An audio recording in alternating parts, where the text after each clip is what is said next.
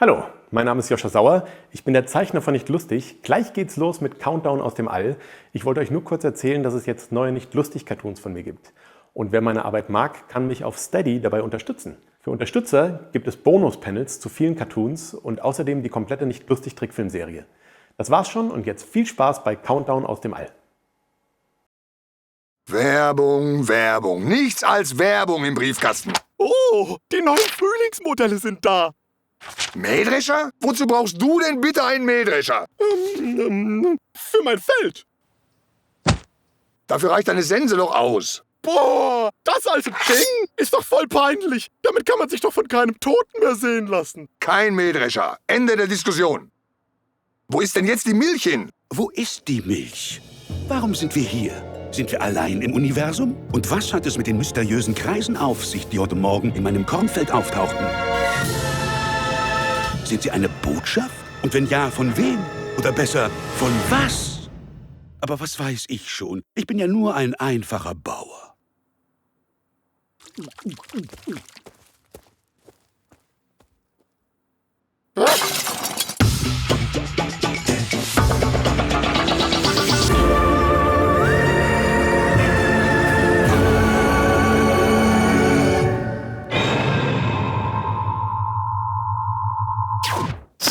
Guten Morgen! Oh, nicht heute, Herr Riebmann. Ich habe ganz fürchterlich geschlafen. Sie haben geschlafen wie ein Stein. Sonst hätten Sie bestimmt bemerkt, dass Sie von Aliens entführt wurden, die Sie nackig machen und seltsame Experimente mit Ihnen anstellen. Nackig-Experimente! Das ist doch lächerlich. Sowas wie Außerirdische gibt es gar nicht. Sind Sie sich da sicher? Die geheimnisvollen Kornfeldkreise, die weltweit auftauchen, würden Ihnen vielleicht widersprechen. Wer weiß, wer dahinter steckt. Ich weiß nur, dass es Dinge zwischen Himmel und Erde gibt, die die Grenzen unserer Vorstellungskraft übersteigen. Aber das ist nur die Meinung eines einfachen Bauers. Aber was wollen diese Außerirdischen denn? Nackig-Experimente!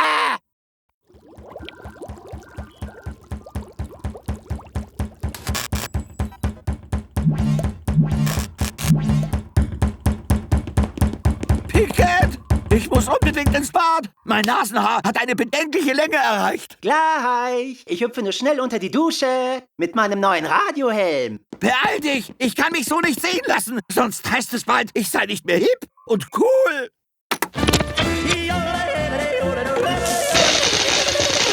Pickett! Wenn du nicht sofort rauskommst, dann...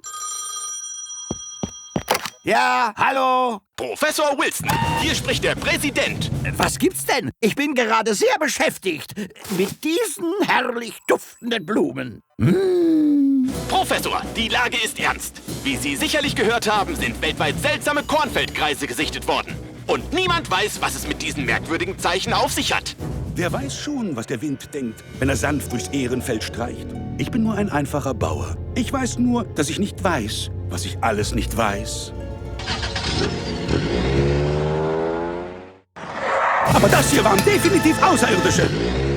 Wir müssen unbedingt mehr über diese Außerirdischen herausfinden. Und deshalb setze ich meinen besten Mann darauf an. Ach, Herr Präsident, ich werde ja noch ganz rot. Professor Pickett. Was? Professor Pickett hat Augen wie ein Habicht, Muskeln aus Stahl und seine Nasenhaare haben stets optimale Standardlängen.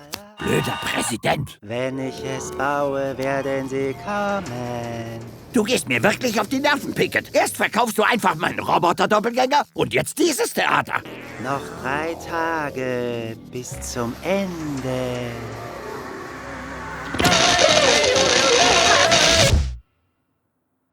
Also, nochmal wegen diesem Mähdrescher. Nein! Aber mein Freund Lukas hat auch einen. Dein Freund Lukas muss ja auch die Leere in seinem Leben mit Konsum füllen, weil ihn keiner liebt. Tut mir leid. Er hat ja recht. Bewohner des Planeten Erde, wir kommen von weit her, um euch eine Botschaft zu übermitteln. Das Ende ist nah. Soweit die mysteriöse Ankündigung aus dem All. Experten warnen, dass die Außerirdischen möglicherweise bereits unter uns sind, in geschickten Verkleidungen. Oh nein! Außerirdische leben unter uns? Es könnte jeder sein. Jetzt, wo du's sagst, Erwin hat sich in letzter Zeit ziemlich seltsam verhalten. Wir sollten ihn im Auge behalten. Komm mit! Ich bin dir dicht auf den Fersen, Freund. So, ein Bein hoch und hoppla! Alles okay, alles völlig normal. Für einen einfachen Bauer sind Sie wirklich unheimlich mysteriös. Aber jetzt möchte ich Ihnen etwas zeigen. Willkommen in der Kirche der extraterrestrischen Vernichtung. Gepriesen seien die außerirdischen Eroberer und ihre Todesstrahlen. Punch? Gern. Wissen Sie, tief in mir drin hatte ich schon immer das Gefühl, dass es im Leben mehr geben muss, als sich von einer Klippe zu stürzen. Dass irgendwo da oben etwas Großes auf uns wartet. Ein Meteorit oder so. Punch? Dass es Außerirdische sein werden, die uns alle vernichten, wurde mir in einem Traum offenbart. In diesem Traum sah ich, dass 1000 Katastrophen die Ankunft der Zerstörer ankündigen werden. Es beginnt mit harmlosen Kornfeldkreisen. Dann wird es Erdnüsse regnen. Dann entwickeln alle gleichzeitig eine Erdnussallergie. Dann verwandeln sich alle Berge in Klippen und alle Meere in brodelnde Spüli. Und dann stehe ich plötzlich vor einer Schultafel, muss einen Dreisatz ausrechnen und nässe mich ein. Nicht sicher, was das mit dem Weltuntergang zu tun hat. Punch? Himbeere, oder? Unter anderem.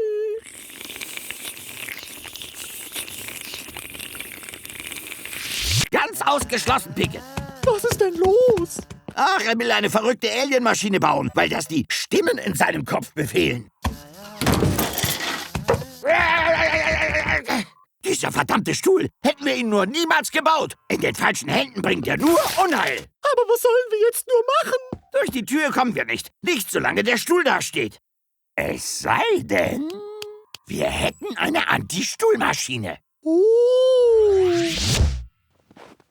Was macht er denn da? Ich kann gar nichts erkennen. Sieht aus, als würde er sich einen frischen Blattsalat machen.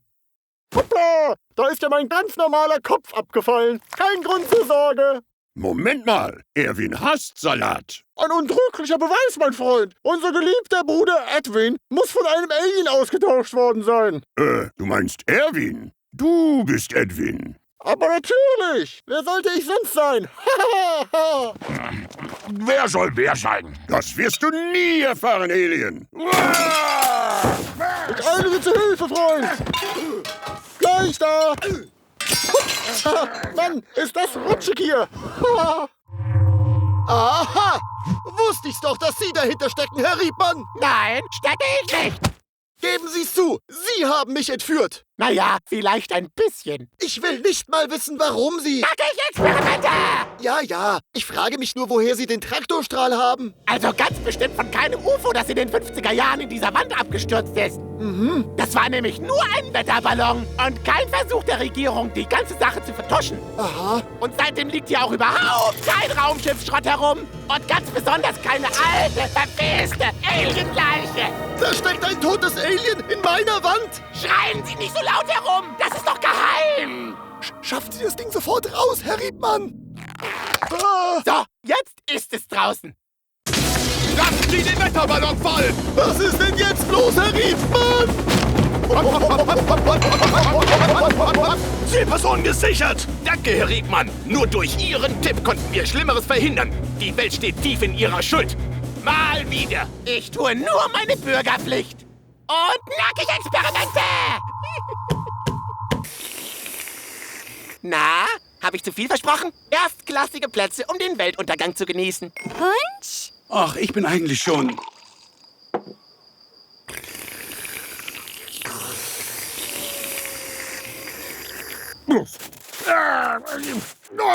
Das reicht. Ich geb's ja zu. Ich bin gar kein Yeti. Ein Alien! Ah! Nein, ich bin's doch nur. Der Präsident. Aber, Herr Präsident, was, wenn Sie die Frage erlauben, machen Sie an diesem gottlosen Ort? Nun, im Falle einer Alien-Invasion wird der Präsident an einen sicheren, entlegenen Ort wie den Nordpol gebracht, wo er sich als einheimische Spezies verkleidet. Eine Standardsicherheitsmaßnahme. Das macht Sinn. Wie konnten Sie uns nur so hinters Licht führen? Schämen Sie sich! Schämen Sie sich! Hoppla! Ein Alien! Aber nicht doch. Mein Name ist Frank und ich bin ein ganz gewöhnlicher Tintenfisch. Ein Tintenfisch, dem das Herz gebrochen wurde. Und der hoffte, hier im ewigen Eis seinen Schmerz vergessen zu können, um vielleicht eines Tages wieder lieben zu lernen. Oh. La, la, Es ist ganz einfach. Die Schallwellen der Anti-Stuhlkanone durchdringen die Tür und verwandeln die Stuhlmoleküle in Spaghetti. Achtung! Feuer! Grundgütiger. Nun, wo wir gerade so ehrlich miteinander sind. Ich bin ein Alien, das die Menschheit unterwandert. Ich habe die Ankunft meiner Brüder lange vorbereitet. Und nun ist es endlich da. Das Ende. Pickett, was hast du getan? Also, so genau weiß ich das auch nicht, aber... Das Ende ist nah. Oh, ein Wetterballon?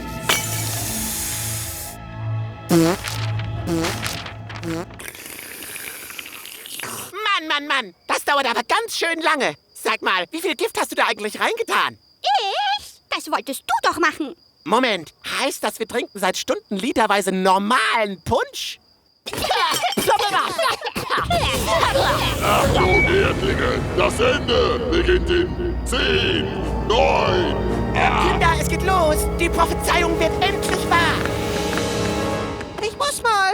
Ich auch. Ich auch. Ich auch. Oh nein, ich auch.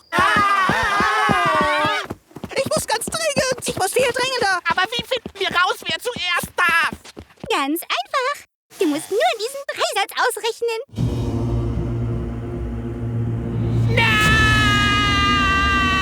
7, 6, 5, 4, 3, 2, 1. Das Ende ist da. Das Ende. Von überteuerten Mähdrescherpreisen.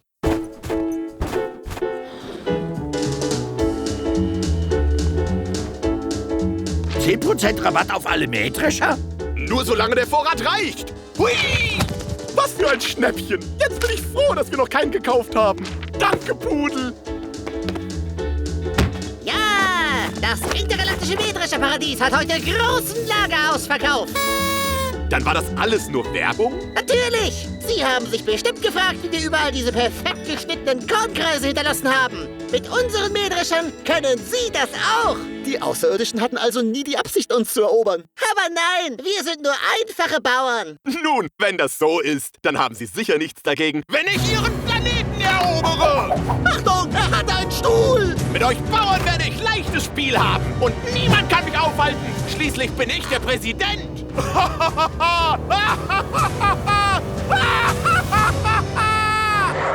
Das war ein toller Urlaub. Schade, dass... Also, wie ich schon sagte, niemand kann mich aufhalten.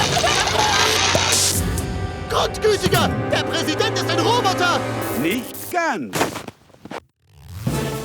Im Falle einer Alien-Invasion wird der Roboter-Doppelgänger des Präsidenten aktiviert, während sich der echte Präsident als Bauer verkleidet. Eine Standardsicherheitsmaßnahme. Das macht Sinn. Leider tendieren die Roboter-Doppelgänger dazu, verrückt zu werden und andere Völker zu erobern. Als echter Präsident kann ich Ihnen aber versichern, dass die Bewohner dieses schönen Planeten nur Gutes im Sinn haben, auf dass in Zukunft ewiger Frieden zwischen unseren beiden Völkern herrschen möge.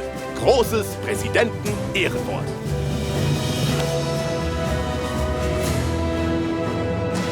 Und so schlossen wir Frieden mit den Erdlingen.